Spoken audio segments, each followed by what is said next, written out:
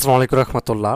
অষ্টম শ্রেণীর প্রিয় শিক্ষার্থীরা কেমন আছো? সবাই আশা করি অনেক ভালো আছো। তোমাদের নতুন বই 2025, তো দ্বিতীয় অধ্যায় রয়েছে আইসিটি, মানে হচ্ছে তথ্য যোগাযোগ প্রযুক্তি বই থেকে।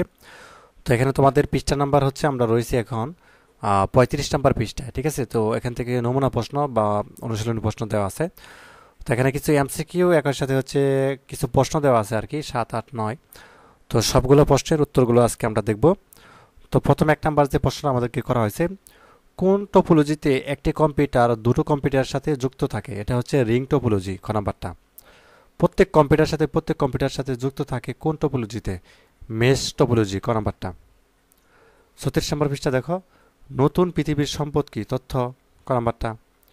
নেটওয়ার্ক ইন্টারফেস কার্ডের কাজ হলো মিডিয়া হতে তথ্য নিয়ে ক্লায়েন্টকে দেওয়া, ক্লায়েন্ট হতে তথ্য নিয়ে নেটওয়ার্ককে দেওয়া। 1 এবং 2, যে খ নাম্বারটা হবে।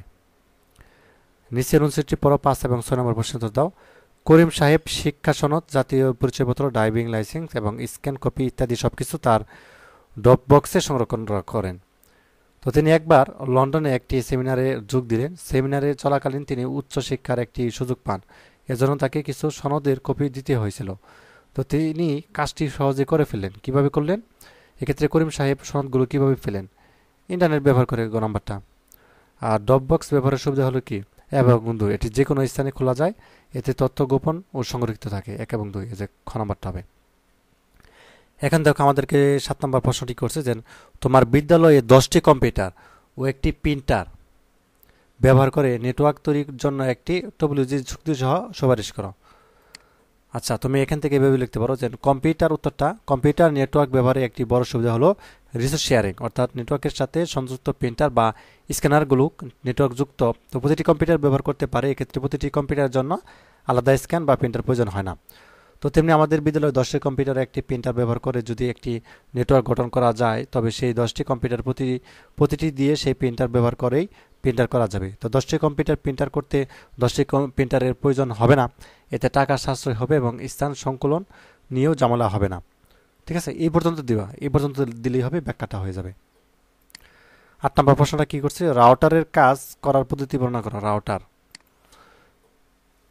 তো রাউটার শব্দটি এসেছে রুট শব্দ থেকে। তো রাউটার একটি গুরুত্বপূর্ণ যন্ত্র যা হার্ডওয়্যার ও সফটওয়্যারের সমন্বয়ে তৈরি। তো এটি নেটওয়ার্ক তৈরির কাজে ব্যবহার করা হয়।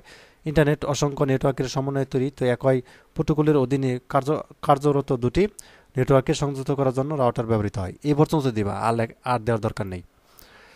আচ্ছা, 9 নাম্বারটা দেখো, অপটিক্যাল ফাইবারের মাধ্যমে ডাটা স্থানান্তরের প্রক্রিয়া বর্ণনা করো। অপটিক্যাল ফাইবার, তাই না? এই যেটা, উত্তরটা এইভাবে দিবা যে ফাইবার অপটিক কেবল তার মাধ্যমে মধ্যে সবচেয়ে শক্তিশালী মাধ্যম। তো ফাইবার অপটিক কেবল কেন্দ্রের মূল তারটি তৈরি সিলিকা এবং কাঁচ অথবা স্বচ্ছ প্লাস্টিক দিয়ে। এর মধ্যে দিয়ে আলোক সংকেত রূপে ডাটা পরিবাহিত হয় বা চলাচল করে। তো এটি ইলেকট্রনিক্যাল সিগন্যালের পরিবর্তে লাইট সিগন্যাল ট্রান্সমিট করে। তো এতে আলোকের পূর্ণ অভ্যন্তরীণ প্রতিফলন পদ্ধতি ডাটা উৎস থেকে গন্তব্যে গমন করে। তো আলোর গতিতে ডাটা স্থানিত হয়ে বলে অপেক্ষাকৃত অধিক দ্রুত গতি সম্পন্ন হয়। তো বর্তমানে ব্যবহৃত ফাইবার অপটিক্যাল ডাটা ট্রান্সমিটমেন্ট ওয়েথ 100 এমবিবিএস থেকে 200 এমবিবিএস পর্যন্ত। তো এই ছিল আজকে ক্লাসটি। পরবর্তী পর্বে হচ্ছে আমরা তৃতীয় অধ্যায় থেকে দেখব। ধন্যবাদ সবাইকে ভিডিওটি দেখার জন্য।